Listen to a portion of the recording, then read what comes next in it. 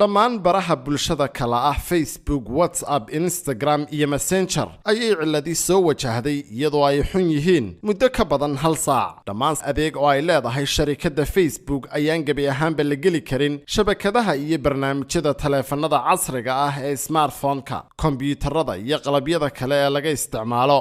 warbaahinta adduunka ayaa sheegtay in mareegahani oo ay isticmaalaan balaayiin qof oo ku kala nool dacallada adduunka aan ilaa haatan laga warhaynin dhibaatada dhabta ah ee ku dhacday. balse sharikadda Facebook ayaa qoraalaytay waxa ay sheegtay inay ka warqabto in dadka qaar ay dhibaato ku qabaan gelitaanka barnaamijyadeeda iyo badeecadaheega kala duwan, islamarkaana ay ka shaqaynayso sidii ay sida ugu dhaqsaha badan ugu soo celin lahayd adeegeeda iyadoo raaligelin ka bixisay. dadweyne tiro badan ayaa moodayay in ciladu aanay ka iman sharikadda, balse ku noqnoqonayay sidii ay u geli lahaayeen ablikeeshanada kala duwan ee sharikadda, iyadoo adeegsadayaashii baraha Facebooka ay haatan qaar badan oo ka mid adeegsanayaan bara kale oo bulsho sida YouTube, TikTok iyo Telegram. Axmed Maxamuud Yuusuf, Telefishinka Saab, Hargeysa.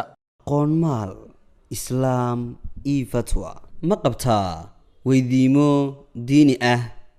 ma doonaysaa moobilkaaga inaad ka barato casharo diini ah oo af soomaaliya? islaam io fatwa waxaad ka helaysaa fatwa diini ah, tafsiir, xadiis, fiqi, siiro, dhaqanka suuban, ducooyin. soo qor fatwa ama islaam una dir 150 eber.